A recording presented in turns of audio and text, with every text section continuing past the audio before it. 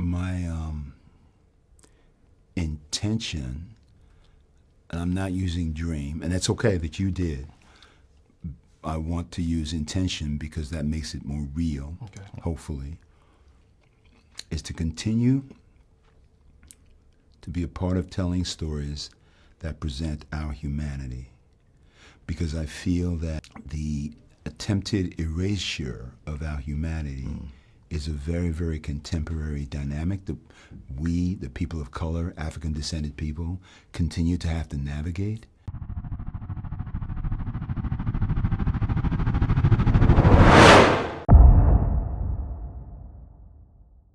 Thank you. Delroy, thank you so much for giving us time to have a chat with you about Sinners. I wanted to start by saying I really appreciate the way in which you portray Delta Slim's relationship with music, and you do an amazing job at showing, you know, how much it grounds him and provides him comfort, specifically referring to the monologue.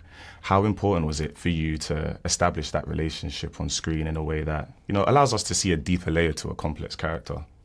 Thank you. I appreciate that. It was written.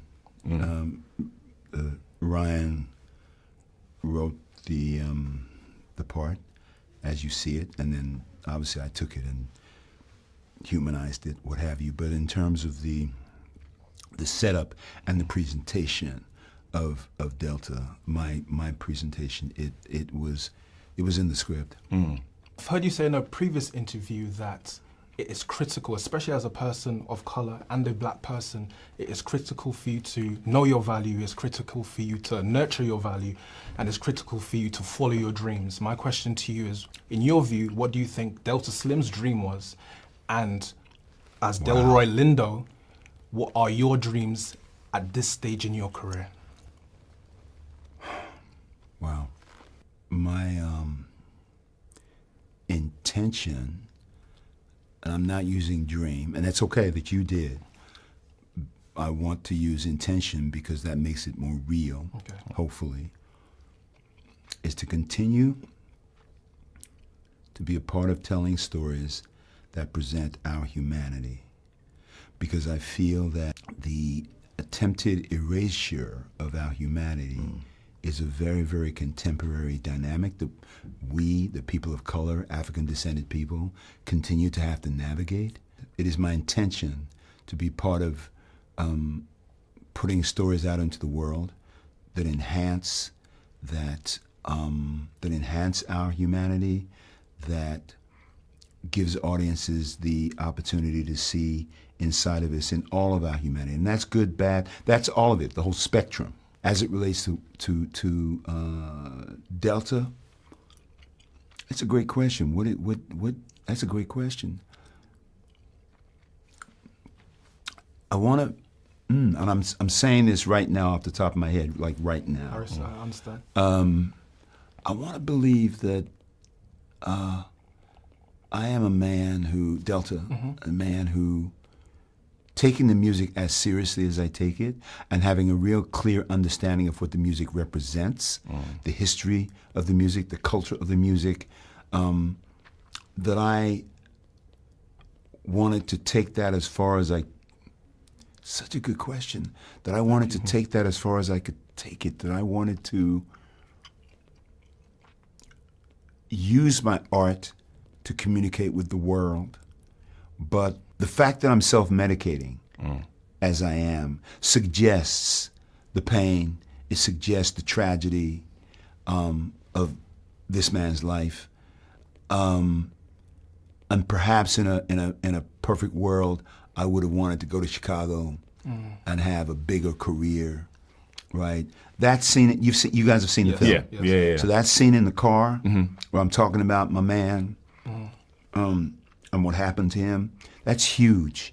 That's a huge turning point in my life. And we see, and I'll tell you something else without being a spoiler, the fact that I was not able to save him connects directly, I believe, to my attempt to save Preacher Boy at the end of the story. The fact that I was not able to save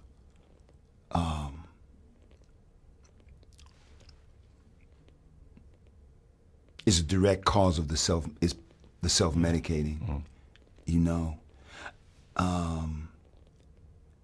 And it's interesting because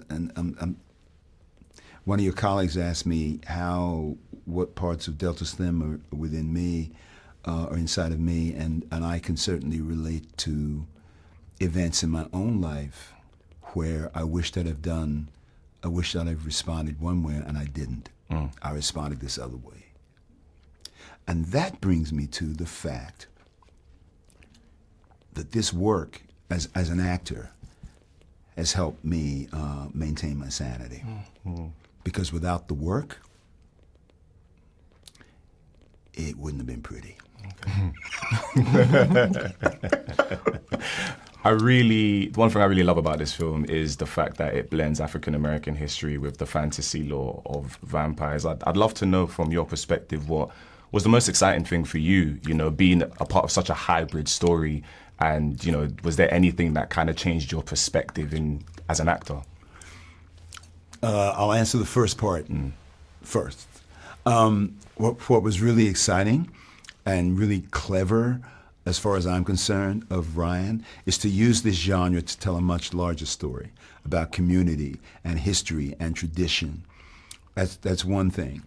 Tell me repeat the second part of your question. Was there anything that changed your perspective about working on such a hybrid film, or something that challenged you as an actor? There probably were things that challenged me, but I'm not sure what they were, and I'm not being smart when I say that. Truly. The things that challenged me in this film, the prospect of singing to an audience, and unfortunately for me, those scenes are cut from the film. You'd have to ask Ryan why. But that was challenging.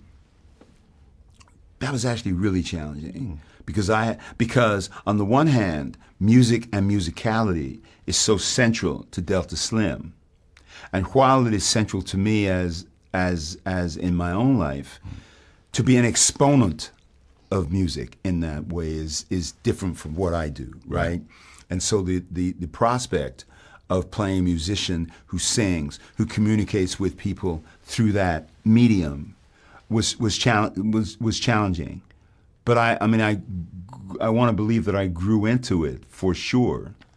But it was a process. It was a process. There was one original song that Ryan composed. He gave me the seeds of this song, this song and a melody, and I had to build from that. I had to build a song from what he gave me, and I did. And I'll ask you to ask him what he thought, but I was happy with where it ended up. But it was certainly a process to get from point A to where it ended up. Well, we'd love to hear that. Well, it seems like our time is up, but I just wanted to say, especially if it's appropriate for me to do so, and I think it's important to give people their flowers, that we think you're a legend. We are very proud of your work. Thank you, man. Your past and continued excellence. And it's truly an honor and a privilege to meet you and interview you today. God bless you. Thank you so much. Really appreciate it.